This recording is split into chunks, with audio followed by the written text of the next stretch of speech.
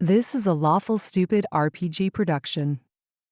Hello, this is Manto, and my success in the Gwynedd fighting pits have blessed us with a Kraken Dice sponsorship.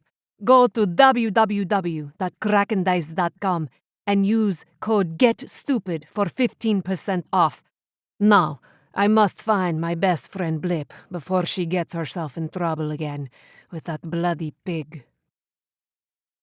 Hail and well met, and welcome to Dragonlance Echoes of Krynn, Dragons of the Hidden Flood, a D&D podcast presented by Lawful Stupid RPG. This podcast is an actual game of 5th edition Dungeons & Dragons, played by a group of friends, professional performers, and voice actors with a passion for role-playing, improvisational storytelling, and dice rolling. We'll begin in just a moment, but first, our players. Hello, I'm Jade, and I'm one of the founders of Lawful Stupid RPG. I've been a huge Dragonlance fan since the beginning, and producing this podcast has been a dream come true for me. I will be playing the dwarf of the party named Farron, and I hope the stories we tell sparkle in your hearts like the brightest gems Riox ever dreamed of. I am Panda. I am a Twitch streamer who goes by the username CirqueDuPanda, and I'm playing Teely Tumblewood, your resident kender who will try only a little bit not to annoy you. Howdy, my name is Samus. I am a professional opera singer, and I am playing the mysterious and slightly grumpy one-armed archer who calls himself Onweir.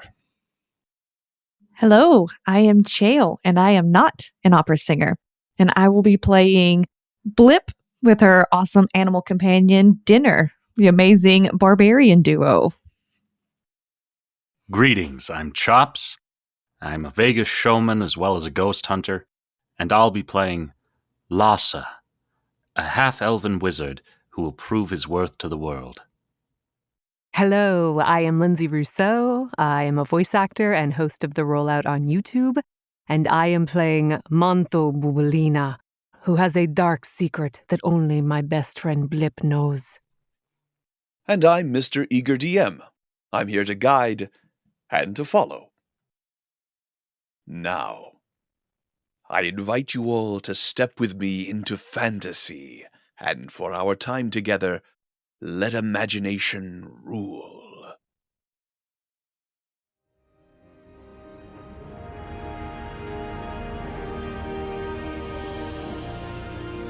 Last time, Lhasa, Farron, and Onweir, having dined with Emperor Reddick and several noble guests, made their way to the Teatrospire to attend an operatic performance of the Champions of the Lance.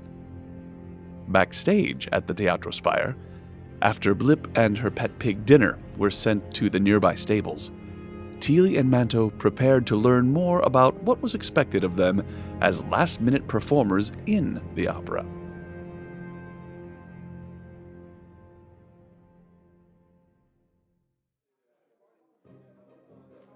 Inside the Teatrospire, the very first things that you see are just the wide variety of different people running to and fro. You see some that are clearly in costume, some that are carrying costumes, some that appear to be dancers, some that appear to be members of a chorus. There is a great deal of pandemonium. You are led to a relatively quiet corner of this backstage area. The large blue curtain is drawn in front of you, and as of yet, there is no sound of any audience on the other side of it. But as you go to this quiet corner with Berenzi Victo, he makes a motion, and a stagehand comes running over with a series of different garments and begins to measure the two of you and show various things. Berenzi looks and says, I think the green tunic and the sheepskin vest for our tassel hood, and of course, for our storm big blade, the plate armor. You look and see there is indeed a set of what appears to be plate armor. Although, as soon as you touch it, Manto, it is clearly just stiffened cloth. This is very interesting craftsmanship. I pick it up, and I'm not sure how many swords it would stop, but it does look realistic. Well, it is theater, and we want you to be comfortable while performing as best we can, at any rate. There is, of course, this shield. I believe it is actually iron, or perhaps steel. Try it out. I will take the shield, and since my father was an armorer, I will very carefully inspect this shield. In looking at it, does it look like good, high-quality fighting material? Well, make a perception check. Alrighty. Ooh, that is a very good roll. 22. Well, immediately putting it on your arm, you can tell it is, in fact, real steel. It has the weight that you would expect. It seems to be old, but in perfectly good condition, regardless. There's a few dents and dings in it, which, based on your experience, you think are actually evidence of battle damage. Most notably, on the front of it, there is a worn but still visible image of a bird in flight clutching a sword in its talons with a crown over its head. This is the symbol of the Knights of Solemnia. Upon seeing the symbol, having, looked at the bag and then turning it over and seeing the symbol, I give a small gasp. This is no prop.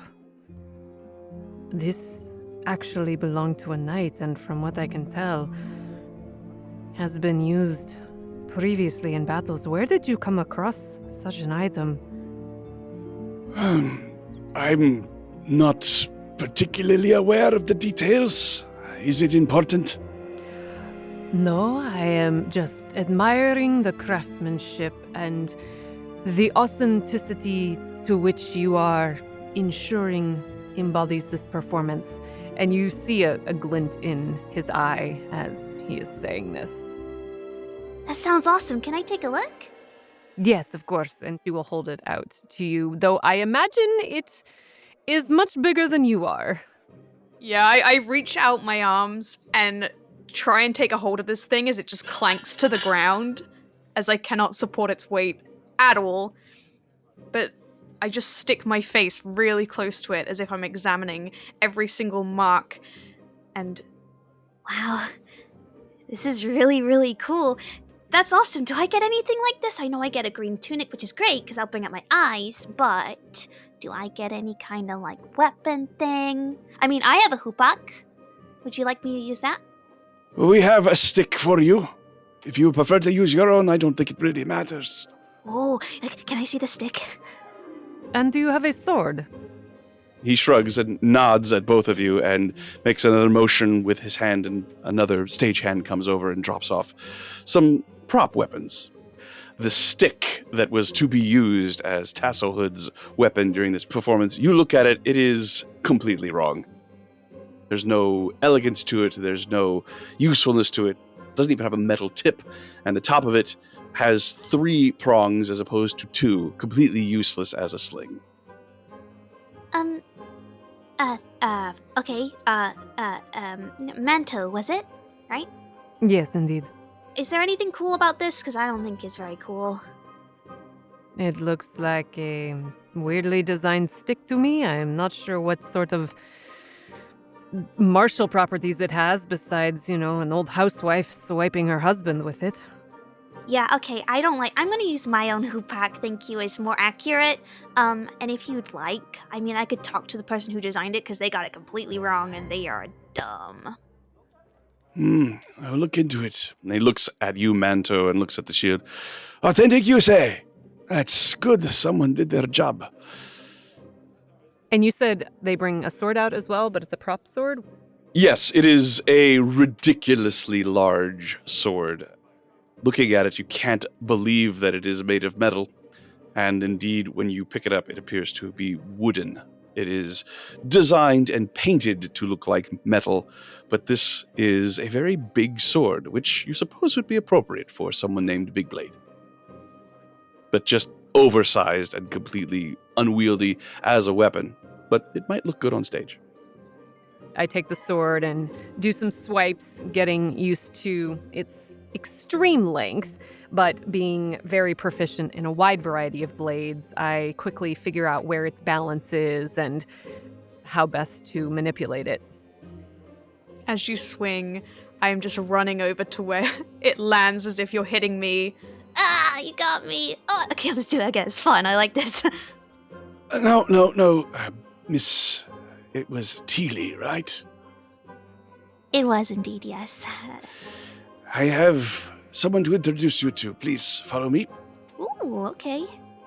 Berenzi leads you over to another part of the backstage area that has a man sitting on a stool surrounded by individuals who have a variety of instruments, and he is speaking to them and making gestures to bits and pieces of paper that they have that they're all looking at intently. He steps up to him and says, Master Saunders, this is our Kenda replacement. The man he speaks to turns very thin, dark skin like the rest of the Argothians, but he sits atop this stool, almost perching on it like a hawk or some other bird getting ready to jump off and swoop down. And he looks, as his name is said, he looks over at you with a very quick look and a quick expression. His face is very drawn and pinched, and his eyes are bright and intense. And there's a little bit of cruelty behind them. And he looks at you and looks at Berenzi. It says, An actual Kender? Are you insane? Berenzi shrugs his shoulders and says, She can sing, and, well, you cannot blame me for trying to be authentic. This is an important event. And since there is nobody else who is the proper size, then we have what we have. She did sing for me in the prison. It is not a bad voice. I won't let you down, sir. And I extend my hand out to shake his. He looks at it and reaches behind him and picks up a piece of paper and shoves it into your hand. Oh. Very well. Sing like this. And he makes a motion, and the musicians begin to play. And they play a simple tune that doesn't seem too difficult to learn. But when you hear the words, you are a little dismayed. The instruments begin to play. There are mostly strings. There are a couple that are different sized recorders. There's one very large wooden instrument that has a metal top that curves down and moves to where one would blow into it, and then looks like some sort of reed that is stuck into it.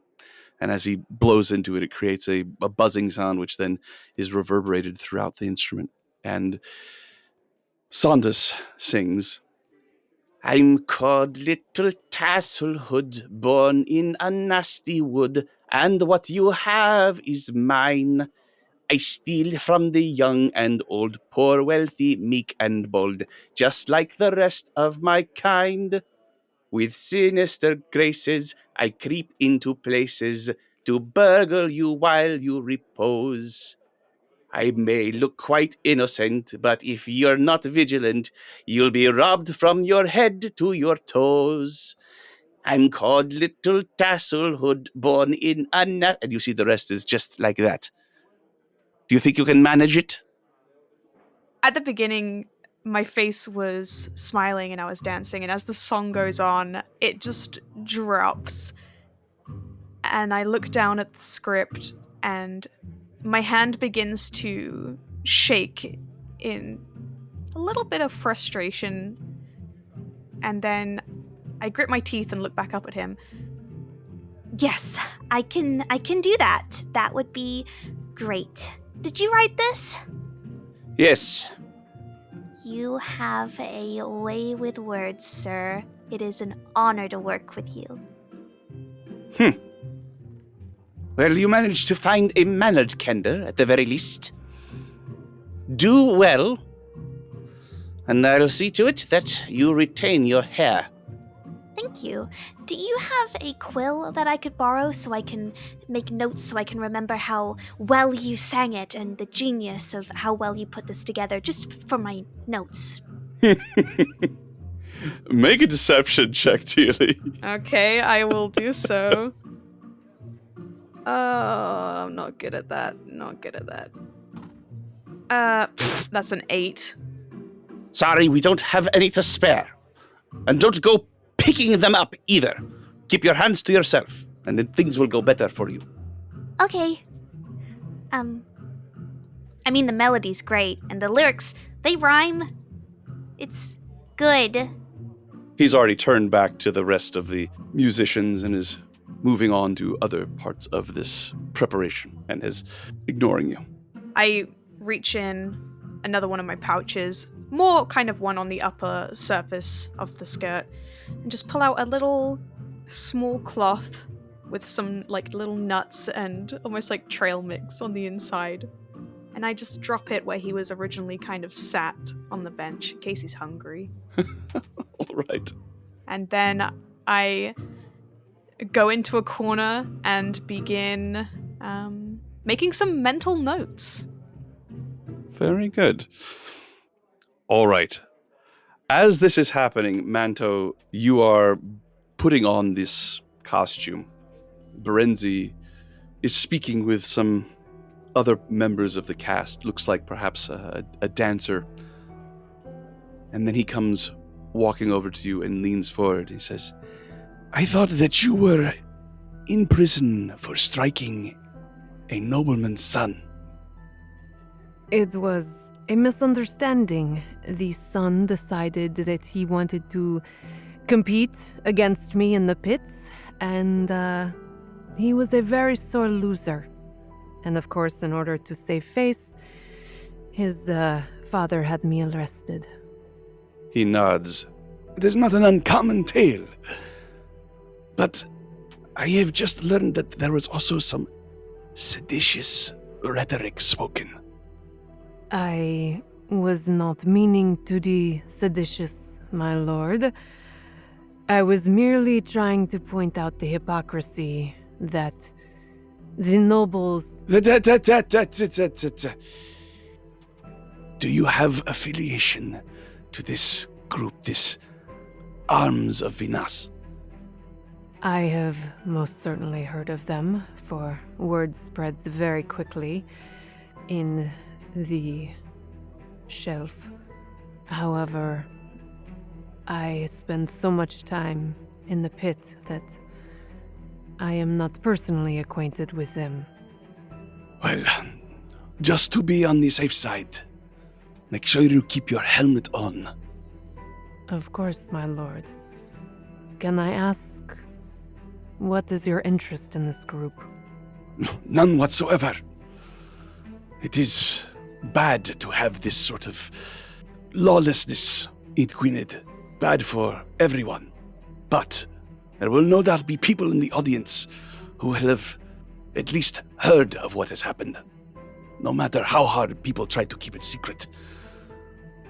For all I know, Elatu himself might be there. Please, keep your helmet on. I would like to introduce you to someone. And he brings you over to a gentleman who is seated with his leg outstretched on a ottoman. It's heavily bandaged. He's wearing the typical toga, but on top of that, he is wearing a robe and then a very elaborate scarf around his neck.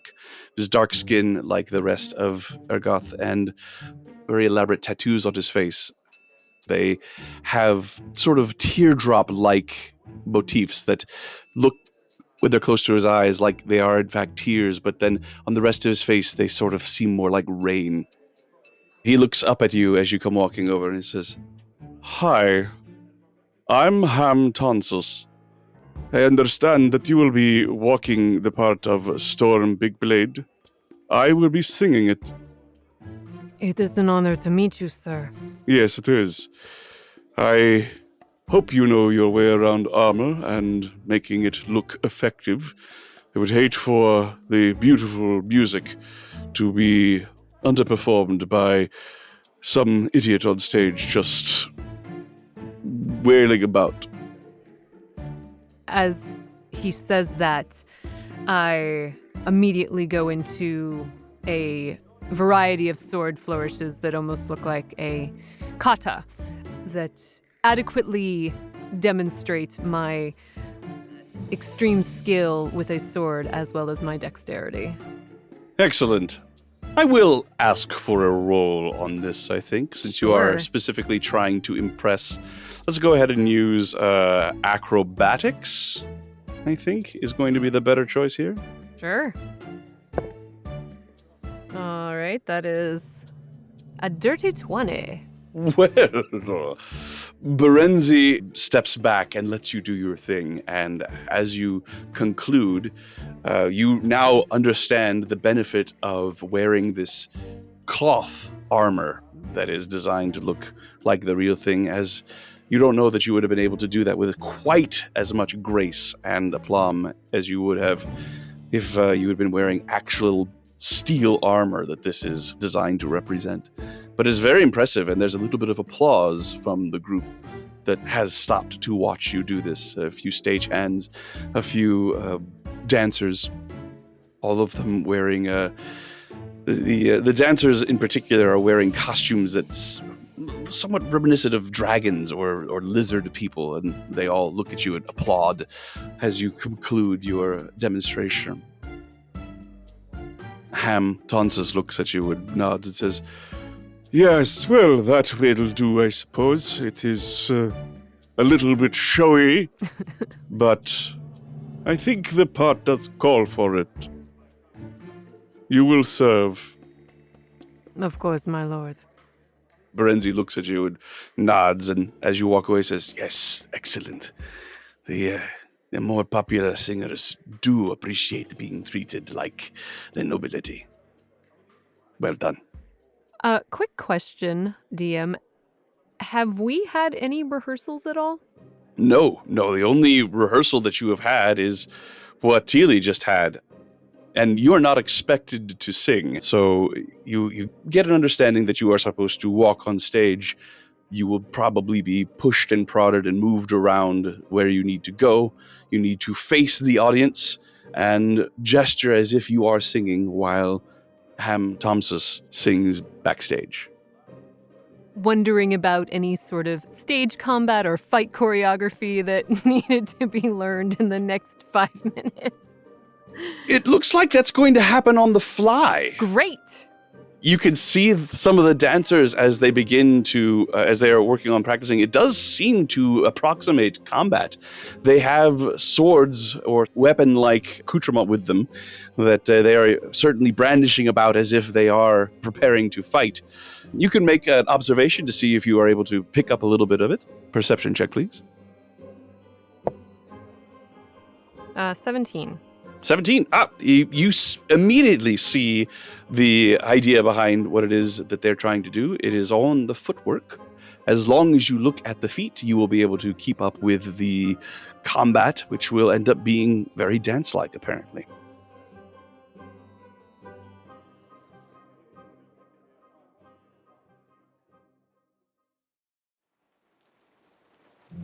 Blip, as you arrive in the stables, you see it's very busy, as there are a number of animals that are housed here, but also there are more arriving as various lords and ladies arrive, some being carried by palanquins, which apparently are being stored here nearby the stables as well.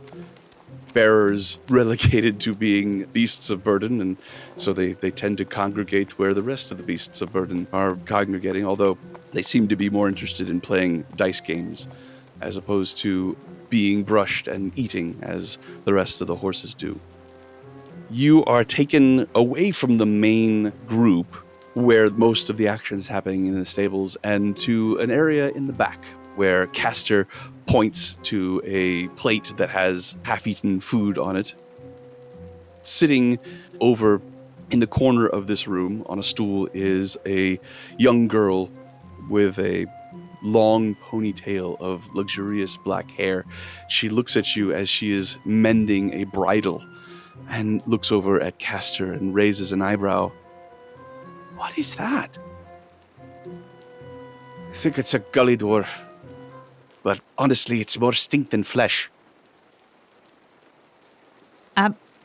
I Blip. That's Dinner. And I point to Dinner. The girl giggles. I'm Bringia. You what? And I look really confused at her. My name is Bringia. Thunderbolt. What? My name... I call you Hare. Hare? What do you call him? She points over at Castor. I reach up and scratch my head. I don't know. Nothing. Huh. Why is she here, Castor? That man who dresses in those weird fancy clothes over at the theater, he told me that I was to give her a bath. Hearing the word bath, I glare at him.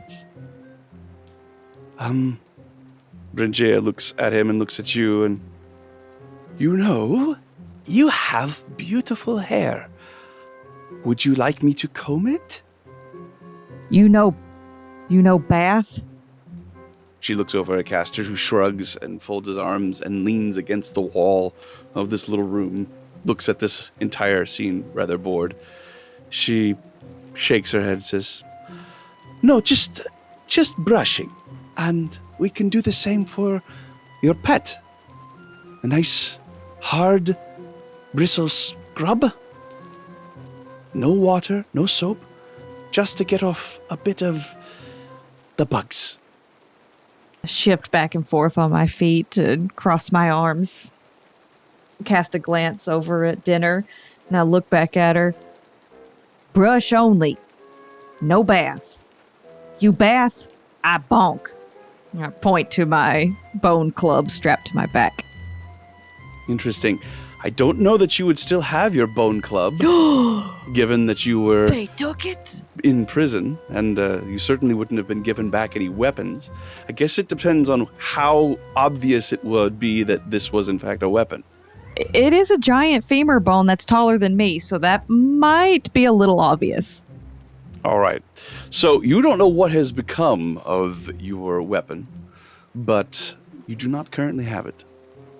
But I will certainly allow you to have picked up something else that you could use as a club. That's fine. I point, forgetting that it's there. Oh. I bonk, and I hold up a fist instead. She nods and puts down her work and goes over to an empty bucket and pulls up a brush. And she says, Can you have your pig sit? I turn to Dinner. Dinner, sit. Looks at you stubbornly. Eyes sort of narrow. I narrow my eyes back at him. Dinner? I lean forward. Point my finger. Make an animal handling check. Boy, we about to get into it. It's a 14. A 14 looks at you, holds the beat for a moment, cocks his head, and then his hindquarters just plop down. That's right. I look back at her. Hey, sit now. Bringia nods and smiles, says, Thank you very much. Would you care? And she holds you the brush. Would you like to brush your pet? You say you brush. You brush. Yes, if that is what you want, I am happy to do it. As this exchange is going on, Castor huffs and leaves the room, leaving the three of you alone. Bringia begins to brush Dinner, as at first Dinner flinches away from the brush, but then as it continues, he sort of relaxes, and you could see a expression of sheer delight washes over his face as his eyes close and his mouth begins to somewhat open, and he makes very satisfied grunts with the steady shh, shh, shh of the brush on his skin. And you see dirt and other things begin to fall off your pet. I watch this for a few minutes and run my fingers through my thick, matted brown hair and pull And as I pull little pieces of mud break away. Huh. Then I'll walk over to the table. I eat now. Yes, please. Help yourself. I start grabbing fistfuls of food and just shoving them into my mouth, and food and crumbs just splatter down the front of my clothes. As you are eating, Castor returns, and he has in his hands a bucket, and he walks over with purpose towards where Brigia is brushing dinner, and he dumps a bucket of water onto the pig. No bath! I slam my fist down onto the table. Dinner begins to squeal and begins to kick around the room. He knocks over the stool, he knocks over the bucket, knocks over the table, the food goes flying, and Dinner runs out of the stable. Dinner! And I'll take off running after him as fast as I can. All right, so you run out of the stable. You hear Bringia and Castor yelling at each other behind you as you take out to the street. The sun has begun to set, and there are large, fat drops of water beginning to fall from the sky as there is a peal of thunder that rings out across the city. As you stare into the darkness, I need you to make a perception check to see if you could see where Dinner has gone. Perception checks are not my strong point. It's a 3. All right, you look one way, you look the other way.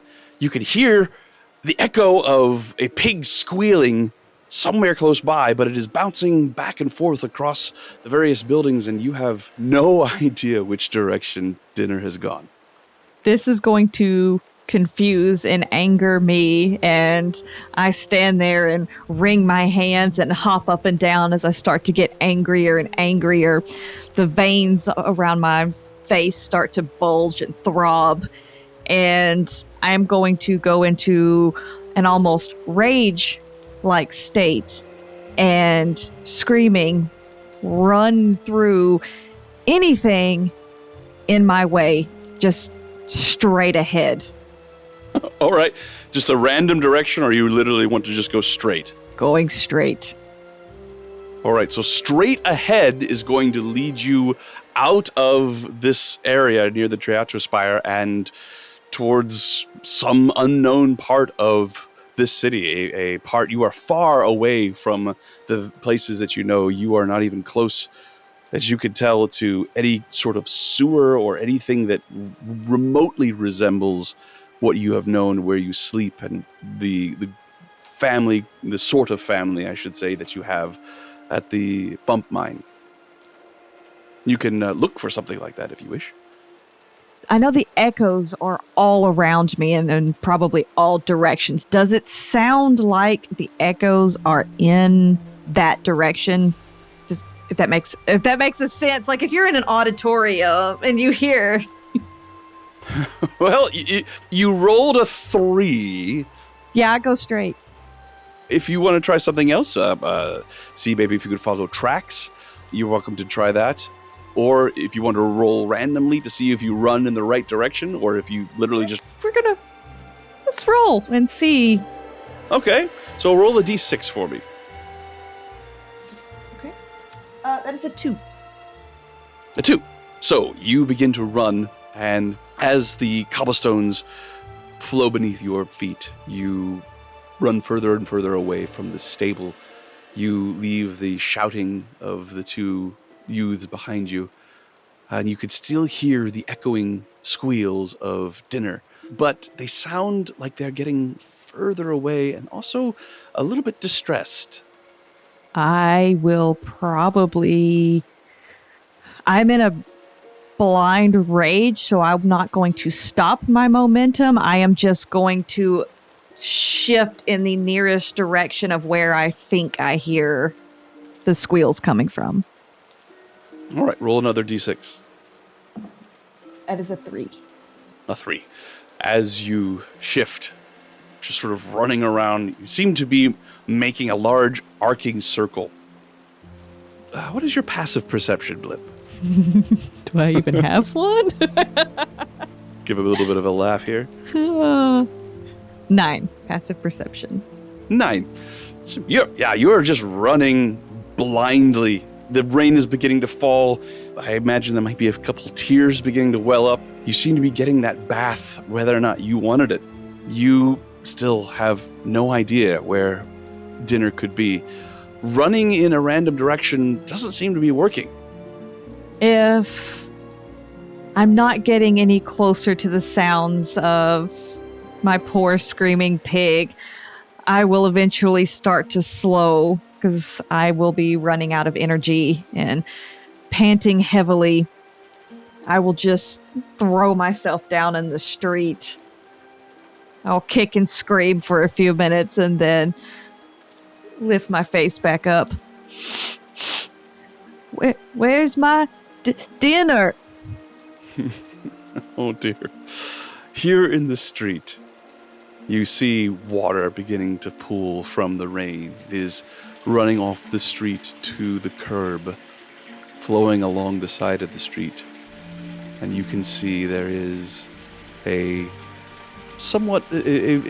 barely arcing bricked arch on the edge of the street where water is beginning to flow into a sewer. I'll sit up and push myself off the ground and wipe the mud and tears from my face. I go sewer. I'd nod like I think this is a good plan, and I head towards the sewer and try to climb down. All right. You're able to slip into it without any difficulty. You climb down the short ladder that leads from this entry access point into a roughly tubular or arched ceiling. Looks like the top of this particular sewer has been paved, covered with stones. The bottom of it doesn't seem to have been given that much care. It is muddy and more of a slope as opposed to a ledge, but at the moment there's not too much water in it as the rain has just begun. But as you step in, take a few steps, you see lying on the ground a humanoid figure, not moving. Take a deep sniffle and wipe my nose, and as I pull it away, there's strings of mucus and snot, and I shake my hand and it flies off and lands on the ground with a splat. I cautiously approach the humanoid and give it a few kicks with my foot. There's a groan. I kick it again. Stop kicking me. Where's my dinner? What you? Must warn the Emperor. Attack. Danger. Theater.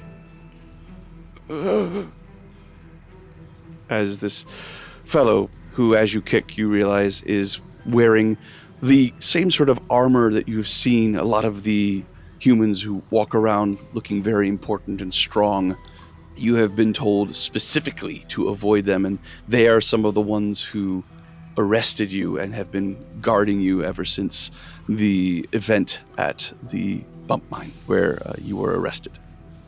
This appears to be a similarly dressed individual. You took dinner. I don't tell no one nothing. You took dinner. You bring back. Danger at the theater. Must warn. Blip doesn't know what a theater is. That's fine. You see dinner. He run. I gave him another kick. He groans again and then lies still. At that moment, you hear echoing from further down the sewer the sounds of a squealing pig. Dinner! I give him another good kick for good measure and take off through any mud and muck towards the sound. You splash down the sewer towards the sound of your squealing pig.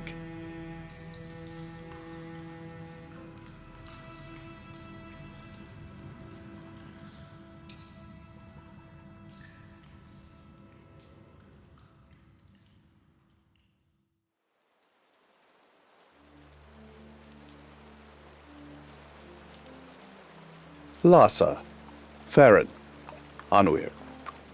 The front of this building, as I described before, is square with columns and many large doors that allow many people to enter or exit at once. And you see people moving in with a little bit of haste as they try to get out of the impending rain. And as you all step out, there is a clearing of space between where you are and the front of the Teatrospire as guards move to allow the Emperor and his party clear access into the theater. And you all step out and inside. The theater itself is very lavish. It is built mostly of stone, although you can see that the floors and most of the paneling for the walls is made of wood, but it is actually, Farron, as a dwarf, I would like you to make a perception check with advantage. With advantage, okay. Yes. Oh, God. Oh, that's better. I rolled a 2 and a 17, which turns into a 22. A 22. So, looking at this structure, you can tell immediately that it is old, or at least the stonework is old.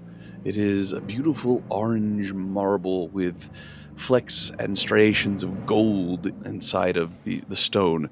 The huge slabs or mason stones make up the walls and the columns, and most of the structure that keeps the large spire that is now above you like a huge vaulted ceiling.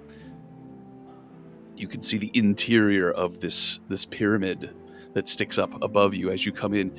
It appears to be dwarven make, as far as you can tell. There would be very unusual to see this sort of accuracy in stonework from any other race on Krynn, but very old. It looks like something that is perhaps pre-cataclysm that has then been added onto in the interior with wooden and plaster to create various different spaces inside. I take it all in and marvel at the grandiose of it. Obviously, clearly knowing it's a dwarven make. Who am I traveling with? You are with the group that you were eating dinner with for the most part. You could see Anwir and Lhasa, the Emperor, the Empress, their daughter Vatia. Jarvan is not anywhere to be seen. You have not seen him since dinner. I give Lhasa a nudge in the ribs with my elbow. Look, boy. Dwarven make. Oh, yes. Is it? Truly? Of course it is. Well, yes, I do suppose your eyes would be best. When do you suppose they made it? I would have said before the cataclysm. Oh.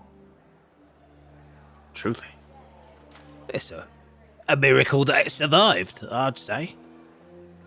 And quite an honor for us to be in the presence of it. I mean, I never expected to get such a close look at dwarven architecture. Not here. Not by any means. Well, we used to be very, very friendly with the Urgothians. I mean, obviously, if you can imagine, when the actual country split in half, you would have think it would have torn down most of the actual structures. Yes, a testament to the workmanship here.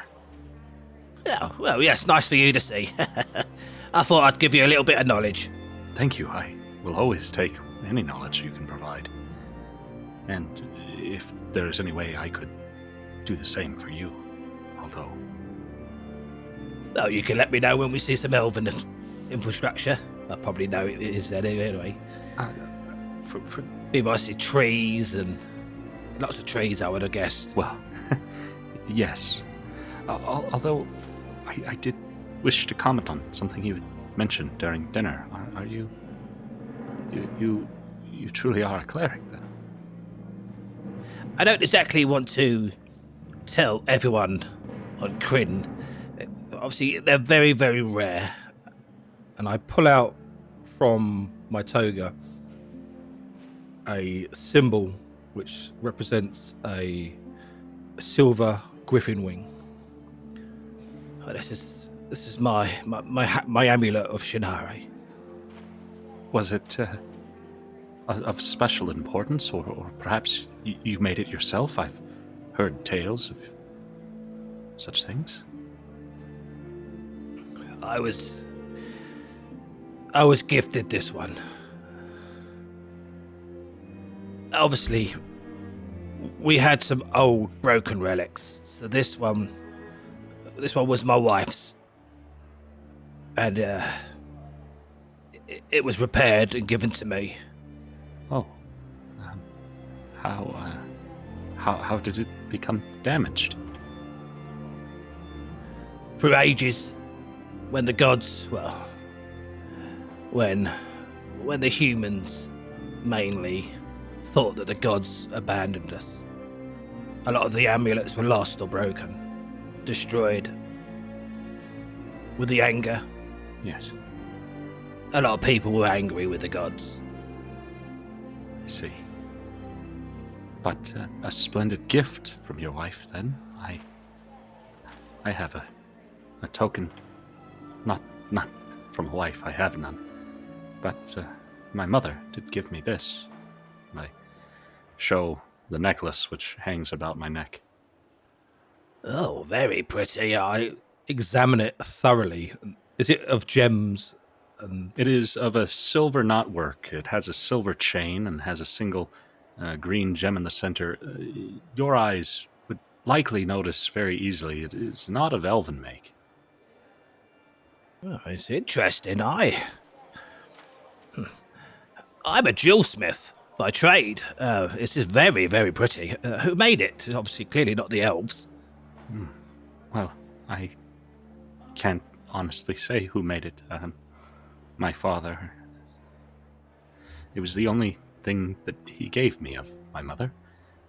I tried often to speak with him, but it was not a subject that he could tolerate.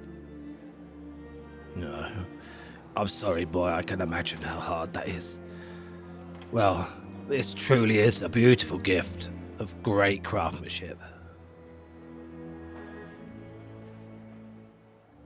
As you make your way into the lobby of the Teatrospire, having this conversation, the soldiers are standing by, and as you step in, you can see that some of the other nobility that walking around are handing over various weapons, most of them daggers, ceremonial looking, but people are being disarmed as they step in. There are a few large bins or large crates that people are putting their weapons into, and there are guards standing all around them as everyone steps in. And as you step towards this checkpoint, as it were, Praetor Exios Nitros steps up to you, and you could see him clearly observing the entire group and looking around with his eyes, trying to run the various processes that are going on here that, again, it seems like he is usually on the outside handling all of this, being on the inside, the interior, and taking care of, or being taken care of or guarded in this way is not comfortable to him. But he steps forward to you and he says, "You will have to remove your weapons while you are in the theater." How thoroughly does it look like they are searching people? Most of the people coming in here are not very well armed. It is, again, mostly ceremonial or cursory, but it's going to take a little bit of doing to sneak in a weapon, especially if it's larger than a dagger. I will remove my rapier from my person, but there is a dagger on my body, and I will make a scene of removing my rapier as if to signify that that is all I have. Make a deception check, please. Let's see if I can roll better than a 4. Nope. Well, yes, I did. I rolled a 5, so that's a total of a 6. As you put your rapier on the table and the soldier nods at you as you put it down, he seems to not have noticed anything on you, but as you step away, Aranathis is standing right next to you. It says, "I think it would be best if you obey the customs If there should be need for a weapon, I'm sure one as resourceful as you will be able to find one. Henri looks very uncomfortable, but he will quietly remove the dagger and put it on the table and step forward. You should consider it an honor that you are allowed in the presence of the Emperor, armed to begin with. I stifle a grunt and make it sound like a throat clearing. As you move further into the theater, Daxon Alatu looks to you all and bows and says, I have a few things I need to take care of. I may not be able to join you for the entirety of the performance, at least not in the Imperial box. I do hope you will forgive me, Emperor. Emperor Reddick nods and says, Of course, without men like you to do the work, how can men like myself have the time to enjoy the theater? Please, you are excused. Daxon Alatu bows and steps away, along with his consort. The rest of you are led to a beautiful staircase, splits going in both directions up to a higher level of this theater. The rails are covered in gold leaf. The steps are coated in a luxurious blue carpet that almost looks like velvet. As you step onto it, it muffles the sound of footfalls, and very quietly you ascend from this lobby area up to the balcony of this theater. As you reach the top, you are split. Arenathus, the Emperor, his wife, his daughter, and Praetor Exios head to the right, and it seems that your seats are going to be on the left. Looking around, you see several guards at key positions, bottom of the steps, top of the steps. You move further into the theater and then to another set of stairs that leads up even higher to the private boxes. And as you step out into the auditorium, you can look down and see there are bleachers and benches below you that are filling up with people. As you come into this box with very comfortable seats, you could see below you the stage and the pit where the musicians are stationed. And as you take your seats, you could look across the auditorium and see on the exact opposite side from where you are, the Emperor, his family, Arenathus, and Praetor Exios Nitros. As you take your seats, is there anything you wish to do? Yes, I would very much like to take the opportunity to scan amongst the instruments and see if there are any that I recognize or any of particular make beyond just finely made as I would expect. Sure, make a perception check, please.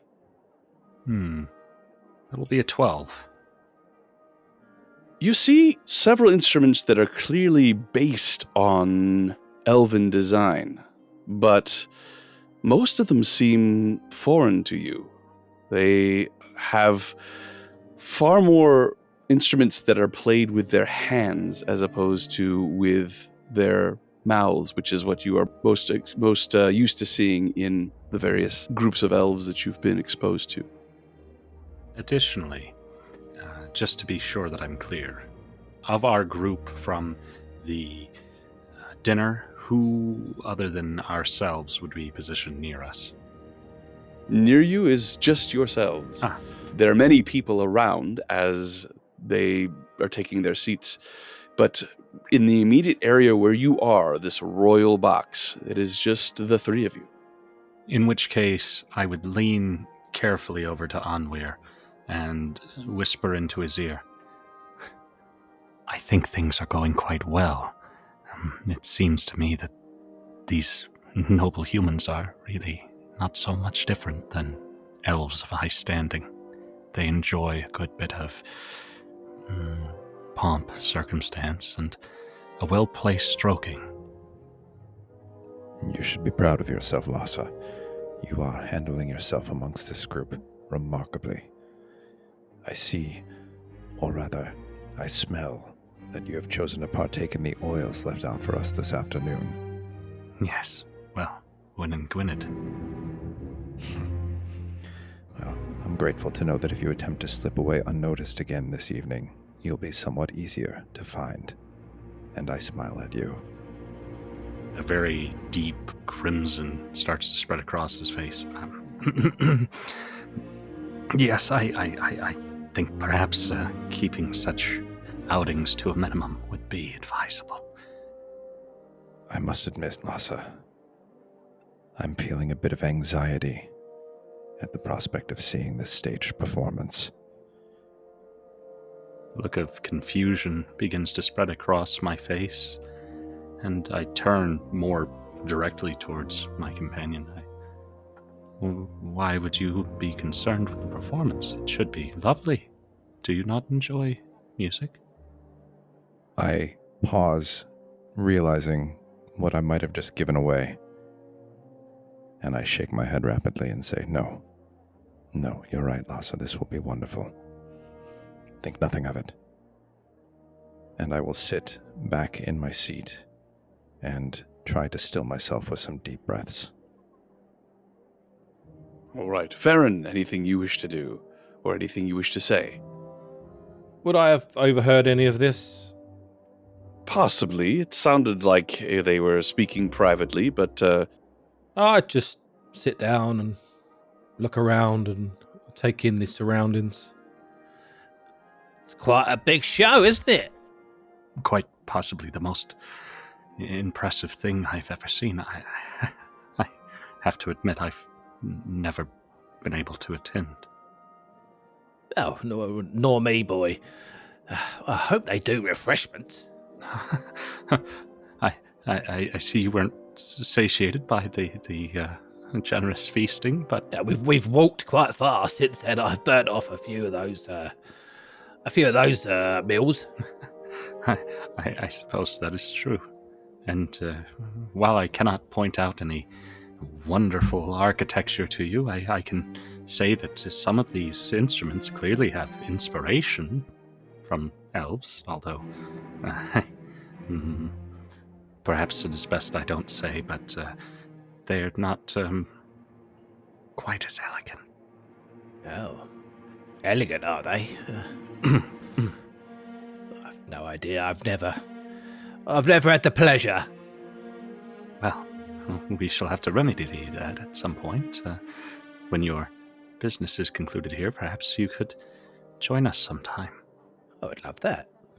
Oh, surely, though, you must make journey back home. Your wife must be terribly worried for you. You've been gone so many weeks, you said. Yes, yeah. I've been gone a while. I'll head back soon once business is done here. Where do you boys head back to? Oh, wherever duty would call us next, I would think. I would not presume that our journey will simply end here. My master is, well... As you are about to complete that statement, Lhasa, the drums sound from back of the hall, and some of the lamps in this well-lit auditorium are extinguished as the orchestra begins to tune and the opera is about to begin. That brings us to the end of this episode. We hope you've enjoyed listening to Dragonlance, Echoes of Krynn, Dragons of the Hidden Flood. If you would like to know more about us, please visit our website at lawfulstupidrpg.com. We also invite you to join us for our live streaming games at twitch.tv/lawfulstupidrpg. Thank you so much for making us a part of your day. Until next time, as Sularus oath with us. Farewell. This has been a Lawful Stupid RPG production.